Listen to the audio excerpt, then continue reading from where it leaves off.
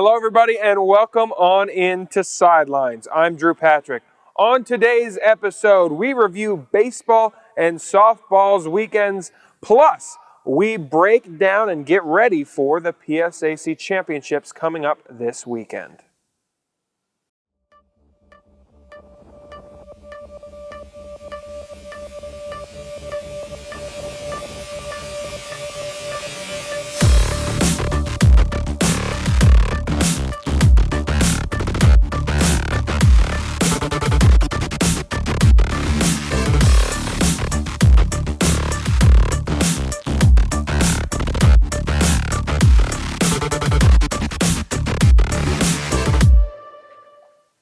Welcome on into Sidelines. Let's talk softball now, as we have joining me at the desk a senior member of the softball team, Deshae Jones. Thanks for stopping by. No problem. Thank you for having me. So before we get into this first weekend, let's talk about the fact that it's a celebration year for softball. It is the 40th year of softball here. Absolutely. What does it mean to you to be a part of this group? It's really, really special. I mean, every year it gets better and better, so I'm just so glad to be a part of it. So let's talk about this weekend, the first long road trip of the year. How good, though, does it feel to actually be able to play outside on the field at times this year when the weather here doesn't always cooperate? Yeah, it feels really, really good. I mean, coming from the gym and then playing on turf, which we really don't play on turf, so that's also an adjustment. But it was just great to be outside and to get some real live action softball. It was great. So what are those adjustments, though, to turf, from a normal grass field to a turf field, that a lot of people don't really understand? So going from dirt to turf, the turf makes the ball bounce a lot faster. So like the more the ball hits the turf, the faster it bounces. So we have to play the ball a little differently, whereas on dirt we would come through the ball to make sure it doesn't skip, whereas we kind of have to give with the ball on turf to make sure it doesn't get past us. So that first game against West Virginia Wesleyan, that was a back and forth battle during that whole game. What were some of the keys to A, keeping that close and then ultimately coming up with the victory? I think it was our energy and our attitude level. Those are two of our controllables that we can control all the time. So we brought the energy and our attitude every single at bat, every single moment, every single pitch. Along with that, we owned the moment. Every single moment, we took it step by step, one pitch at a time, one bat at a time, and we owned every single moment in that game. And I think that we strung our hits together and we came together as a team, and we won that game purely based off of the fact that we as a team knew that we could. And then the next two games, University of Charleston, that's a very good team. Unfortunately, not the result in those ones that you would have wanted, but what can you take from those games looking forward? I mean, those are two really, really good teams, regionally ranked. So, I mean, we knew that they were going to bring some good bats and good defense to the table, but to take away from that, the positives, I think that we, as a team, we win together and we lose together, and the losses feel so much better when we do it together. Like, there's no blaming, there's no pointing fingers, there's no, oh, if I had this hit, like, we would have won. Like, as a team, we knew that together we were going to lose or we were going to win, and we did it together no matter what happened. And with those games, you're part of a group that this is a senior-led group that you are a part of. How important, especially with the young pitchers that you guys have, has that leadership ability been like for the fielders behind a young pitcher? I think I can't really speak for the younger pitchers or anybody else, but for myself, I feel like for them, it's a little bit of a stress reliever to know that you got a solid defense of people that have experience and like time on this field behind you. So like you mess up, we got your back. We all got each other's backs every second, every day. So I think it's more of a just knowing that everyone behind you has your back and has been there before, has made every single mistake that you're going to make before, and it's not just you and you're not alone. Another thing that I've heard you guys say a lot this year, and you've said it already, is the terms control the controllables. Yes. What does that mean to you, and then where did that saying come from, and why is it so important in your game? Well, to me, that means, can't control the weather, can't control what pitch is about to be thrown to you. It's about softball and about life. I mean, that came from G. She started it, and sometimes it really irritates us all, but I mean, it's so true. in life, you can't control anything about anything else but yourself, how you react to certain situations and what is thrown at you. And I think that that's the biggest part of softball. It's a mental game. What are you going to do when the chips are down? How are you going to react when things aren't going your way? That's the key. That's the most important part. Looking forward, coming up, a couple more trips coming up here, including over spring break, the big one. You know what? I've always wanted to talk about, because you know the college experience of loving spring break, needing that break, but as a softball player, you really don't get that part of the quote-unquote college experience. But being able to really have that break and being able to go down south for these games, how has that been over your 4 years here to not really get a full-on break, but do get a break from schoolwork at the very least and able to focus on pure softball those weeks? It's like kind of sucks not to get a break and like go home, see family. But I mean, I think that's why we go to Myrtle Beach instead of Florida. I don't think maybe necessarily it's that we can't afford it, but like all of our parents can get down there, our family can get down there and watch us. And I think for the team, it's a time to bond. It's a time to really come together as a team before the actual season starts and, you know, see what we're made of. I mean, we play back to back, then we get a break, back to back. Like it's rough, but I mean that's what happens in the normal season. Like weather sucks, we gotta get through it. We gotta play games even when we don't want to play games. So I mean, I think it's gonna be a good testament to us. But I mean, spring break is always fun. We always make fun out of it. So yeah, I think you're completely right there with the bonding aspect of that break time and that time when you guys are together in hotel rooms, getting ready to play. How important is this week then ultimately looking forward towards the rest of the year to build that bond with everyone that, you might have had from previous years, but to add that extra layer? How important is that, and what does that translate to on the field? So this week, right now, after those couple losses that we faced in West Virginia, I mean, this is the grind week. Like, we need to get our grit and, like, bounce back, be resilient, like, take what we learned from the game and work on that in practice and really focus on what we can do better and what we can just tweak up a little bit to make those things connect. But, I mean, spring break, that's when we kind of have to put it all together and really focus on doing the things that we said we were going to do in practice. And ultimately, I mean, I think we're all ready. We've been underestimated so many times. I mean, I think we're ready to show everybody what we're actually made of. So I don't want you looking too far ahead, but looking at the season, what are your goals for this year? You can talk individually and team-wise.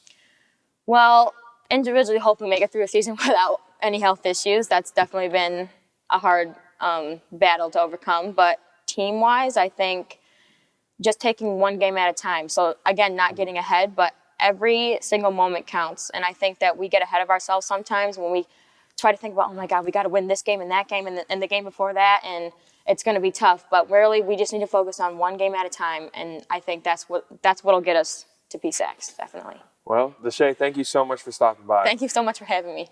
And Sidelines continues after this. Do not go anywhere.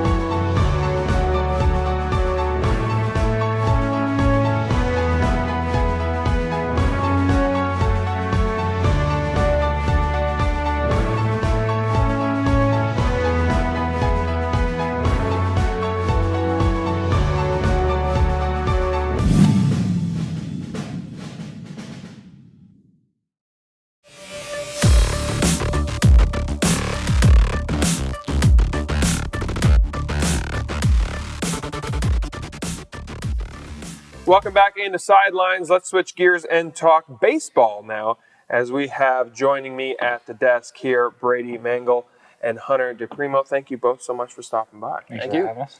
So let's talk about week 2 of the regular season, or weekend 2 of the regular season here. 3 more matchups.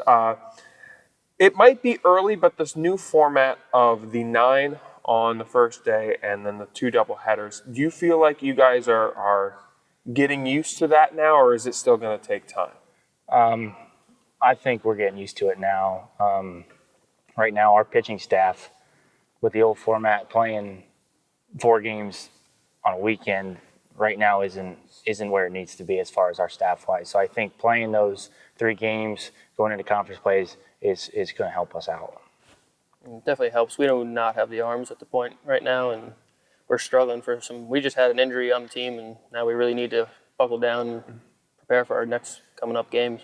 Do you feel any added pressure as a pitcher for this group? Do you feel any added pressure during those games, or you try to, as much as baseball is the mental aspect, and especially pitching the mental aspect of it, how do you approach the fact that the situations have changed, plus the lack of arms that you guys have? I mean, I've always just gone out there, been pretty calm on the mound, just do my work, do whatever I have to do to get ready, and just whatever they need me to do, I'll do. I don't really try and think much of into it. So let's talk about these games specifically. First, David and Elkins College, that game didn't go the way that you would have expected and wanted, but what can you take away from a game like that to try and work with this group? Well, I think every game we played so far has been a learning experience for us. I try to tell the guys that, so, when we lost in that game, we were, game time temp, I think, was 18 degrees, or it was freezing. So, I mean, we had a lot of young guys that haven't been able to play that type of baseball yet, so they were kind of nervous, they were cold, so our bats weren't there. So take that as a learning experience, move forward. We had a couple of guys knick-knacking and say, it's cold out here and there, and, just got to force through it and, play the game that we know how to. And then the next group, a doubleheader against Concord. The first one, not a victory in that, but the second one, a real fight, and able to come out of that one victorious. Talk about those 2 games and what were the keys to them? Well, the first game we came out strong. We were hitting pretty well. We just lost a little focus in the end of the game. And then for the second game, we pretty much kept that fire going, and they all were able to hit in the 5th inning and supply those runs I needed. Yeah, I mean, coming off a loss like we did, the biggest thing I try to tell, and the coaches were telling, were just go out and compete. Whether we win or lose, if we play better than we have, we're just climbing the mountain. So, like you said, the first game against Concord, it was a battle. We were tied 4-4, and then they ended up putting 2 up, and, we lost. I think we kind of had, not that we had momentum on our side, but we had a little edge going into that Sunday game, thinking, all right, these guys think they're going to step on us, and we came out, put up 5 runs in 1 inning, and kind of showed them, hey, the Mounties are here to play. And speaking of that game, a strikeout frenzy from you. What was working there in your pitches, and what was the key to getting all those strikeouts in that game? I was just trying to trust my stuff the whole game, and most of the guys like Coach Shalott and Evan McAndrew, they were all telling me to just trust my stuff and keep going at it. So that weekend, again, it's the second weekend really of a long travel that you're not going to have, but how important is getting used to that, and how hard is it to help the younger players who may have not had travel like that in their careers really get adapted to that kind of change and adjustment to the college game? Well, it's a tough transition. The game's fast enough as it is, so just try to tell the younger guys to slow the game down as much as you can. Stuff's not going to go your way. You just got to learn to accept that change, accept that failure, and how you're going to bounce back from that. So, I mean, the long bus trips, there's guys that lay on the floor and take a nap. There's guys that, put their music in and do whatever they do. So there's a lot of different things that guys do differently. But the younger guys just got to understand it's going to happen. It's part of the game. I mean, we're the farthest team north in the PSAC. So when it comes to conference play, we're going to be making those long trips south. How you prepare how you get ready is going to factor into the performance on the field. Yeah, basically, just when you're on the bus, it's just whatever makes you comfortable on the bus. You just got to find that way and stay relaxed the whole time. So, of course, you guys are also dealing with some changes at the very top here for this year, and with Coach Shalott, who's not a new face, but new to the head coach role, and then Coach Gonk coming in. What have those two in their roles now really added to this group? Well, I mean, and past was the past, and I don't want to harp on that, but I mean, this year is just trying to be fresh and be new and bring something to Mansfield that hasn't been here in a few years. And I think they're both doing a great job of that, spicing it up a little bit, making changes here, having 6 a.m. practices. Guys hate it, but hey, you got to get the job done. Get up, get your work in. I think they're doing a great job so far. 3-3, we're 500 right now, so hopefully we can just keep getting after it every day and scratch a couple wins going through conference play. Yeah, the work ethic that they instilled in us is a lot better than the past 2 years it has been. And it's been nice to be like, as a pitcher, we've been able to run our own practices, and Shalott trusts us enough to keep going with that. And whatever Gonk's been doing, it seems to be working pretty well. So I've enjoyed watching him work. Yeah. And Brady, as a captain, though, with a new coaching regime coming in, how important is your role to kind of adapt and be the captain of this group, knowing what worked, what didn't work from previous years, and also helping the new guys get used to it? Well, I mean, in the fall, we didn't really have obviously we didn't have Coach Gonk. So it was just Shalott, and I kind of took a role where, okay, we, got to get things done. So when guys were slacking off, I was kind of the bad cop. I was the guy who was out there chewing their ears, making sure, they were getting their stuff done. Now that Gonk's here, he's kind of, not that he's taking a little bit of role from me, but, he's kind of like that other guy who's not going to put up with the guys that are slacking off. I mean, my role really hasn't changed much. I expect a lot from the guys. We still got a lot of work to do. We still got, how many games? 40-some games left. There's a long process that we got to trust in, and I'm still trying to drill that into the guys' heads.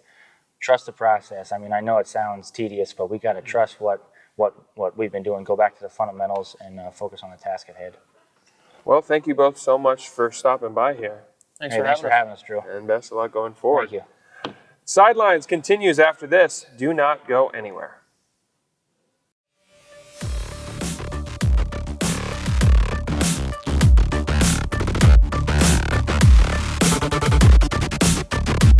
Small community, close-knit, it's beautiful. Now, as we join UPMC, it just opens a whole new world.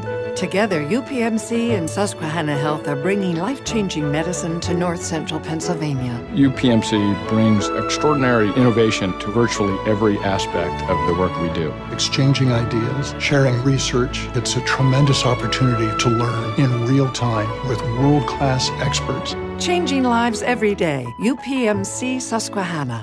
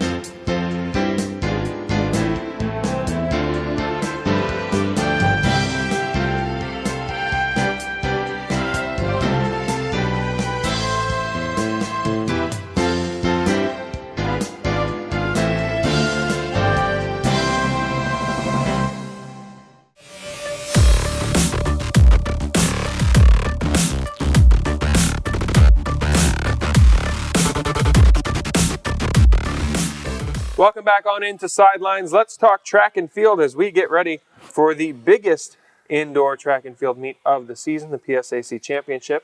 And one of those people you should be expecting to see in multiple events is Terrance Quaker. Thank you so much for Yeah, stopping by. thank you for having me on. So let's talk about, before we get into the PSAC championship, let's talk about this past week, because it was a pretty successful It was. weekend for you. The Bucknell tune-up ran the 500 and got a victory in that race. And let's talk about that race, because in the middle of it, there was a runner who kind of pulled up. Yeah. What is the key to trying to work around that and keep your speed while not obviously running into an athlete who is hurt? Well, I mean, you don't really prepare for stuff like that. It's just stuff that kind of happens on the fly. And I mean, honestly, I think it probably slowed me up about a second, but you just got to go around them, because, I mean, if you run into them, I mean, it clogs up the whole race. And then usually when you fall down, kids don't really finish that hard. It's just, I'm going to jog to the finish line. I mean, this sucks. But that race, so let's talk about it then as a whole. What was the key other than that middle section there? The 500, it's very different, because you start not where you normally do, and it's a lot of laps on an indoor track. It is different. You start way up on a turn and you come through on a straightaway. But I mean, I just look at it as like a 400, but another 100 meters. So it's going to be a little bit more painful. I mean, after that race, I mean, man, it took me a while to recover. I was tired. So then also the 4x4, we elected to be that team that was going to run it no matter what. What was that decision making with all you guys to be like, hey, we don't care if these other teams are dropping out of this race. We are going to run it. Well, I think our thought process and mentality was, we just viewed it as like training and just like an extra race, just to prepare one more before, the big stage. So I think it was good, and kind of showed Coach Roll, like the kind of guys we were, because we could have easily just said, nah, we're not running it. What's the point if no one else is? But we wanted to get that extra work in, so I thought it was good. Yeah, so hey, 2 first places for you that weekend. You can I'll take that. It. So let's talk about the PSAC championships coming up. You're going to be running the 400 and then the 4x4. What do you expect in that 400 in your first indoor PSAC meet? Honestly, I don't know what to expect. I'm thinking it's gonna be loud. It's gonna be exciting. I mean, there's gonna be some nerves, but my goal is just get to the finals, just get to the next round. Because if I don't make the finals, we're actually gonna be running a 4x8. So I mean, I'd rather run one lap than 2 laps. That's always better. Avoid that extra. Avoid that extra. So, and I don't know if Coach Roll has really talked to you about this, but that Edinburgh track is not a normal shaped indoor track. So there's going to have to be some adjustments. Yeah. How have you, in your transition to the indoor season, used to the outdoor track, going to the indoor track, the turns are tighter. What are the ways that you have to adjust that tighter turn around those corners? Well, it's a big adjustment. This is my first year ever doing any indoor track, and it was really different. It's a lot more curved than straightaway, and you just got to really focus on hugging that turn and, like getting that lean and stuff. And it's a big adjustment, but I mean, over the season I progressed and, getting a feel for the indoor tracks. And then the 4x4, it closes out the meet. It's where everyone is paying attention to the track. Everyone tunes in. You guys have done the 4x4 at bigger meets. So how do you think that is going to help really dealing with the atmosphere? I think it's going to be good, because it's going to be like, nothing new. We've been in a position like this before, and we're just going to go out there and, there's going to be good competition. Shippensburg's going to be really fast. So we're just going to see what we can do against guys like that. It's always fun to go against good competition. And well, the competition aspect, but have you found out that, or seen, do you operate better when there's that same competition or when there's that crazy atmosphere of everyone cheering? Is that a better reaction to you, or do you kind of like the smaller meets? I love the bigger competition, because I mean, to be on top and to be the big dog, you gotta beat the other big dogs. So I mean, it's cool. I mean, I love competing. I love it. So since we have you here, I'd be remiss to say, with you being a 2-sport athlete here on campus, how do you think that the training that you're doing here with track and field is going to translate coming back to sprint football season in the fall? You'll have the outdoor season as well, but having this indoor season and the outdoor season, what is that going to do for your game on the gridiron? I think it's benefiting me, because I mean, I'm really lean right now. I've already lost like 3 pounds just from running all the time. So I'm a lot of lean muscle, and I can feel I've been getting a lot faster just from the explosive stuff we do. And football is the same way. You know, it's a lot of agility stuff. But I think coming into spring camp, I'm gonna be in pretty good shape. Good to go. I'm gonna be liking my odds. You know, running around out there. Well, that should be exciting in the PSAC championship meet coming up this week. We wish you the very best luck. Thank you. Appreciate All right. it. Sidelines continues after this.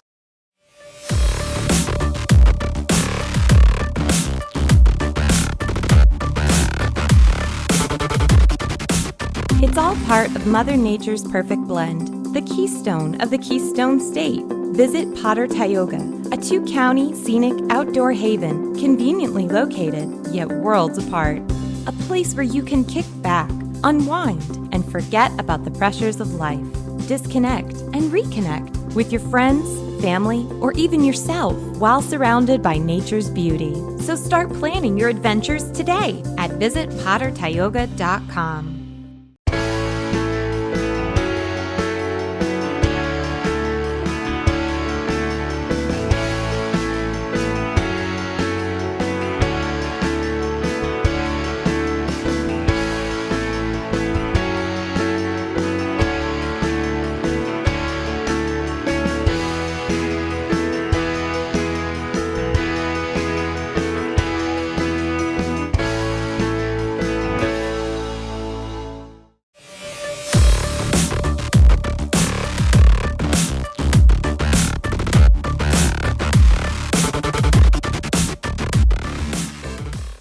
That is going to do it for us here today, folks. To stay up to date on all things Mansfield Athletics, head over to GoMounties.com. Thanks for watching, and we will see you next week.